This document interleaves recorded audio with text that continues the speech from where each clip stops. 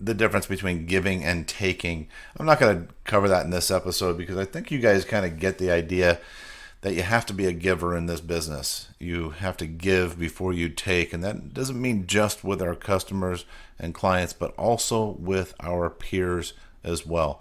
On this episode, instead, I thought it'd be fun to share with you just a few stories about people that we have helped in the probate process.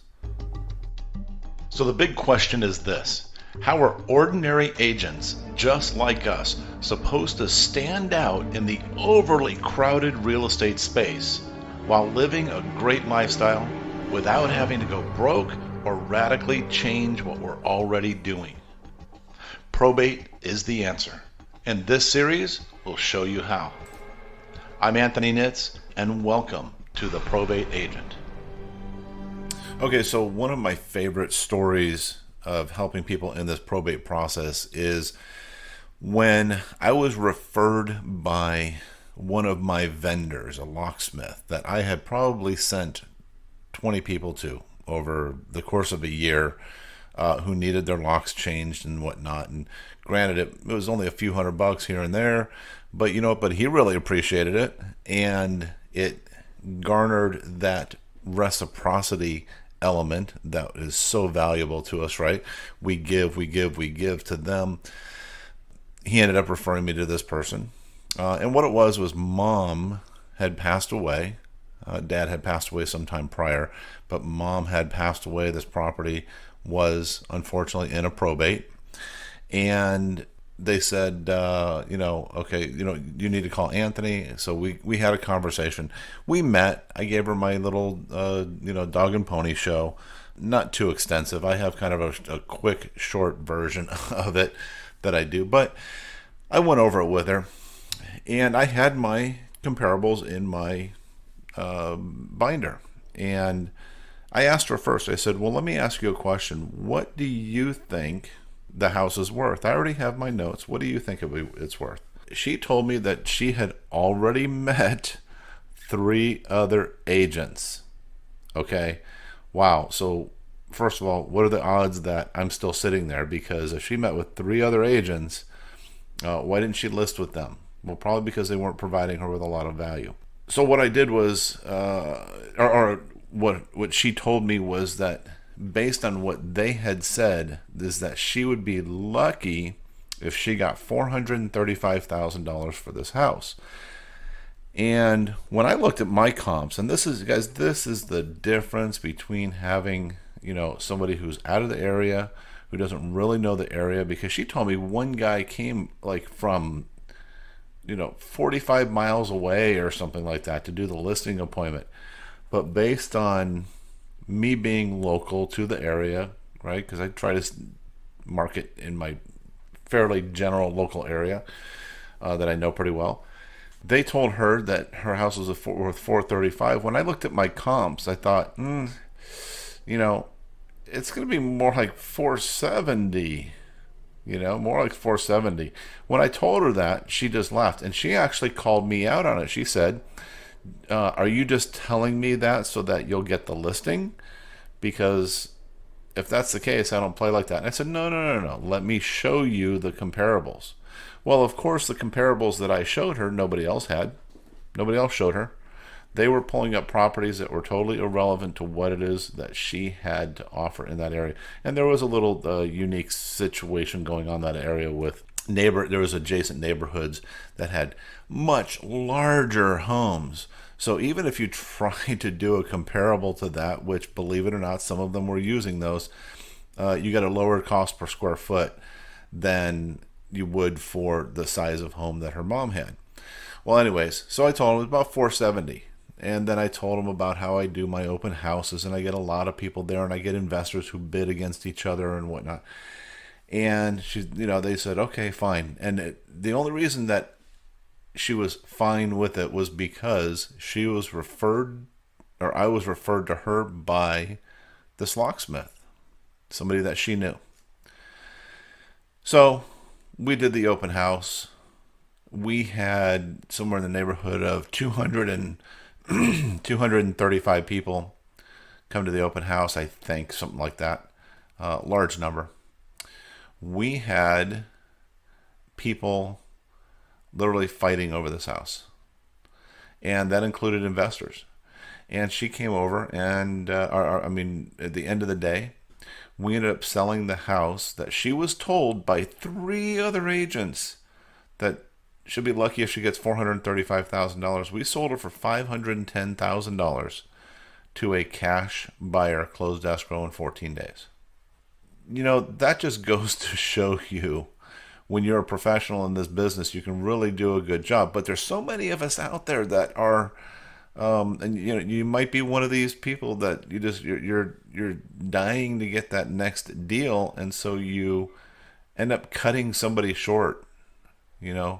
Don't do that. Don't cut people short. Give them the value that they deserve, whether it's you providing services to them, or you just doing a darn good job.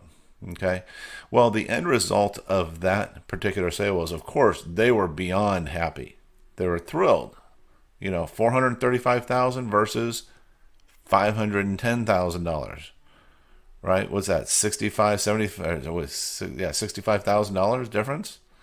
So they were very happy with that, to say the least.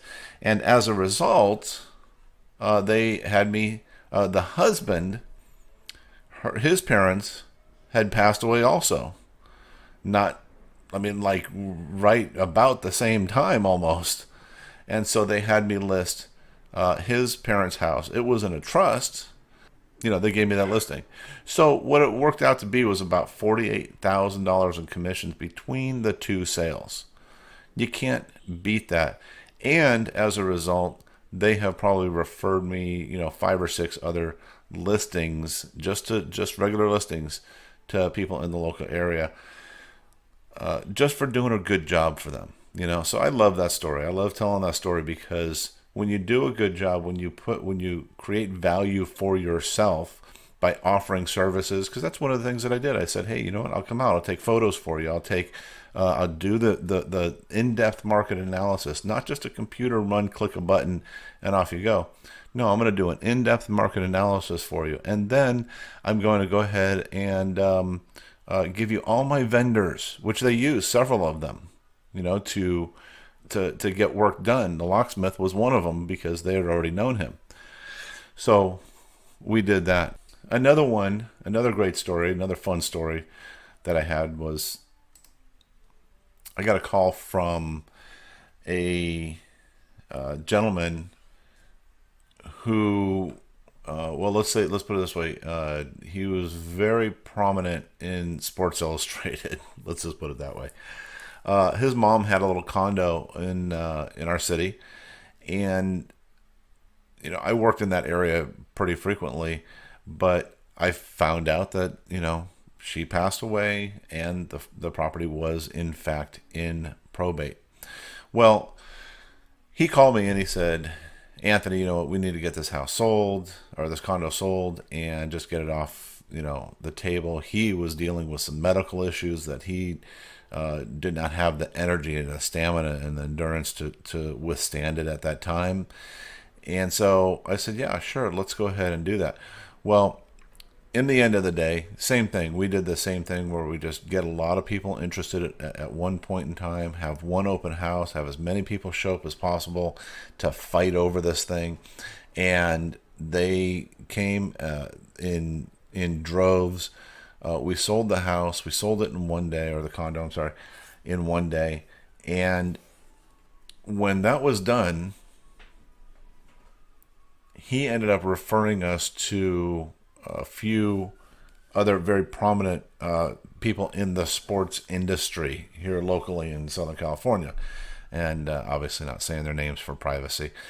But it was really, really a neat thing, because it's so funny how you look at these people as big superstars and how important they are, and it's sometimes they're just so humble and so nice and kind and giving, and just makes you feel good. And then when they refer you to other people, because now you're their trusted advisor, boy, how can you go wrong with that? And it was really a simple process too. when we have all those bids and we go into court and we have to present it in front of the probate judge and referee, we say, hey, this is the offers that we got, and we are interested in accepting this one. In California, they do an overbid process. Fortunately, we didn't have any overbids on that one at that day, but we actually got considerably higher than what the probate referee had actually figured that we should get on that particular property. Another one that we did was kind of cool. Now this one's a trust, and the way that we got this was through some postings on Facebook. A friend of a friend saw somebody or saw our postings and knew that we specialized in probate. Well, Mom was in a trust, and it's so funny because the call that I got from these people was, well, we've got to sell Mom's house. She has to move into a assisted living facility, and we understand you specialize in probate, and so we have to do the probate. And I'm like, the probate? What do you have a trust? And she said, yeah, here's the trust right here. So can you take care of it for us? Well, this wasn't a probate. It was a trust. I ultimately explained it to them. I said, there's a difference between a probate. You guys are lucky you have a trust, because if you don't have a trust, you are going to spend a lot of money in probate fees. And we listed the house, do this thing. Like I said, I do this thing where I'll put it out in the MLS, but I'll hold it only available for one day at an open house where everybody comes. Well, prior to that, what I do is I take, I call all the investors in my list. I call every single one of them. I say, hey, new listing, open house is on Saturday. You have, Wednesday, we're going to do, you can come by and look at it so you can get your bids in first.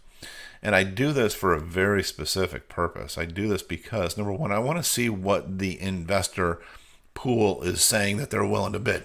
Excuse me.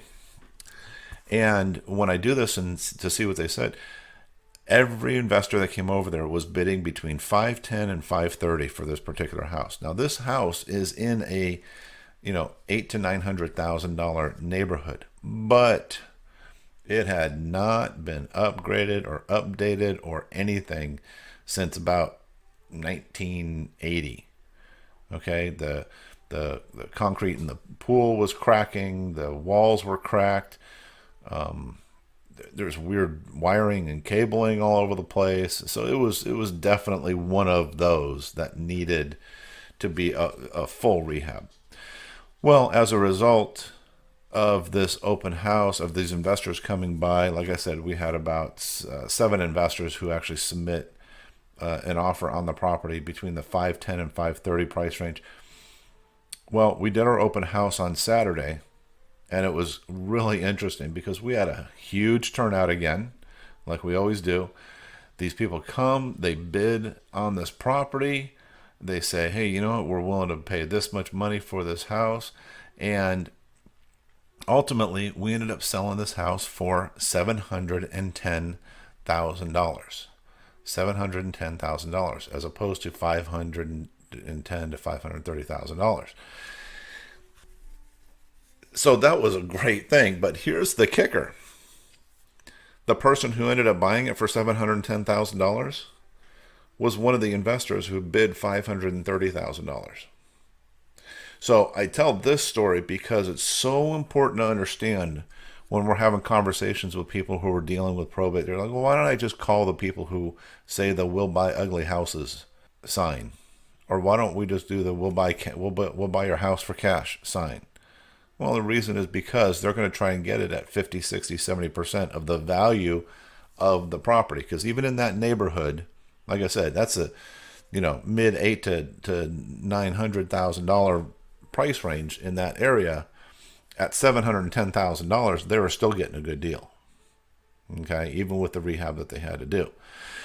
So this is part of the value that we create for our customers, helping them understand that there's these situations that they need to be aware of. And it was funny because one of the daughters called me up and she's like, I can't believe you charged a full 6%, and she was furious because, well, I double-ended it.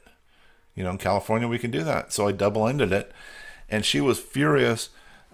If I would have known you were charging that much, then, we would have never listed it. And I said, oh, well, what would you have done? Would you have just taken sold it to somebody for cash?